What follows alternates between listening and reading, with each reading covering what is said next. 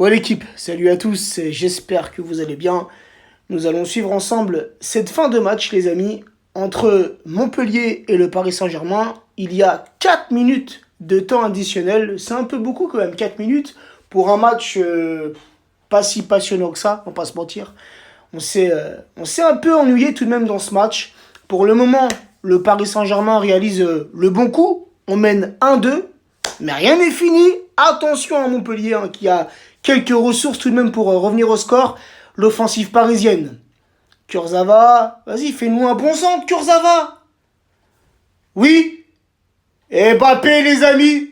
Mbappé qui inscrit le 3e but parisien. Il est rentré il y a quelques minutes de ça. Et il marque ce soir son 100e but sous les couleurs parisiennes, toutes compétitions confondues. Encore une fois, un petit débrief en direct et un petit but. Ça s'associe bien, tu vois. Un petit débrief, un petit but en direct, ça colle bien, ça va ensemble.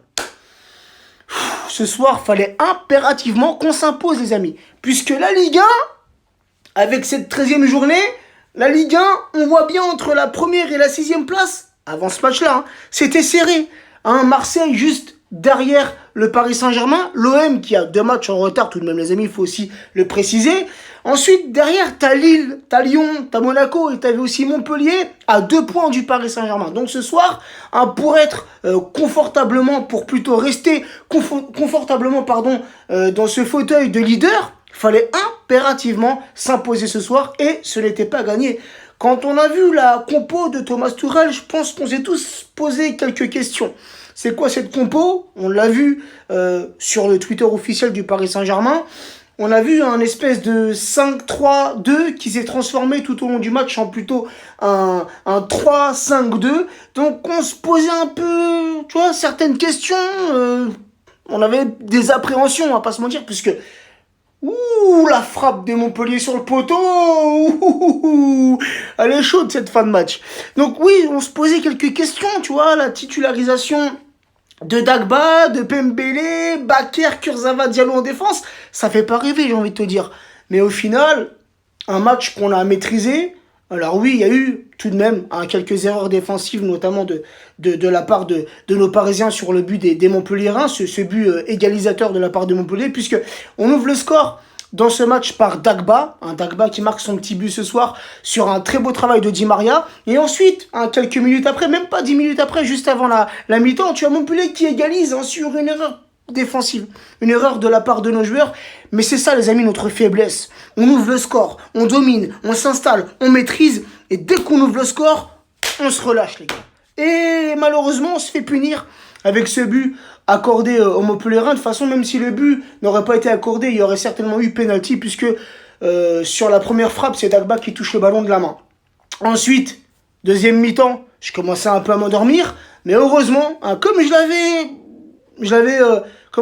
l'avais dit dans mes stories, je sentais que Keane ce soir il allait marquer.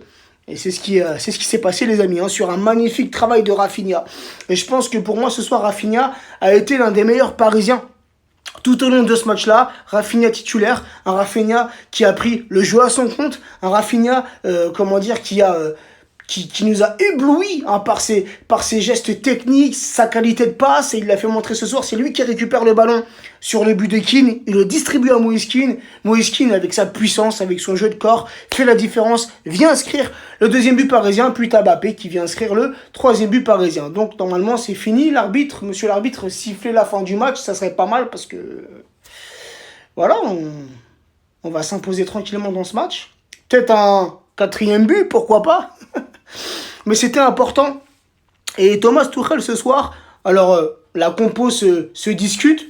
Certains tout comme moi se sont posé quelques questions, comme j'ai dit tout à l'heure sur la compo du départ. Mais à bien réfléchir les amis, ce soir certes c'était un match important en Ligue 1, puisque rien n'est joué en Ligue 1, c'est encore le début de saison. Et on a vu qu'au niveau du classement c'est très très resserré. Mais mardi les gars, c'est un match d'une importance capitale. Mardi, c'est la Ligue des Champions, c'est le dernier match, la 6e journée contre le Başakşehir. Et on doit impérativement, sans se préoccuper de ce qui va se passer entre Leipzig et Manchester United, on doit impérativement s'imposer pour se qualifier pour les 8e de finale. Donc ce soir, on peut comprendre Neymar qui n'était pas dans le groupe, Marquinhos sur le banc, Paredes qui a aussi commencé sur le banc, Mbappé sur le banc, Kipembe, pareil, tu vois, on peut. Tu vois, on peut se passer de ces joueurs-là, surtout pour un match de Ligue 1 contre Montpellier, une équipe montpelliéraine ce soir qui tout de même ne s'est pas vraiment montrée dangereuse. Donc, voilà, en même temps, ce système de jeu et cette compo de Tourelle, ça peut se comprendre. Hein, il y a beaucoup de joueurs parisiens, notamment les joueurs cadres, les joueurs titulaires, qui enchaînent match après match, match après match. Et on l'a vu, hein, tout comme Neymar, on l'a vu contre Manchester United. Certes, il marque 2 buts, mais on l'a vu sur la deuxième mi-temps, un Neymar qui a eu beaucoup de mal physiquement, beaucoup de mal. Donc, ça peut se comprendre ce soir, la préservation de Neymar qui n'était pas dans le groupe parisien. Donc voilà, au final, on s'impose 1-3. Et quoi qu'il en soit, on restera leader de cette journée de Ligue 1. Donc le travail est fait. Maintenant les amis, concentration pour mardi avec la réception des Turcs au Parc des Princes. Sur ce, prenez soin de vous, prenez soin des vôtres et à très vite.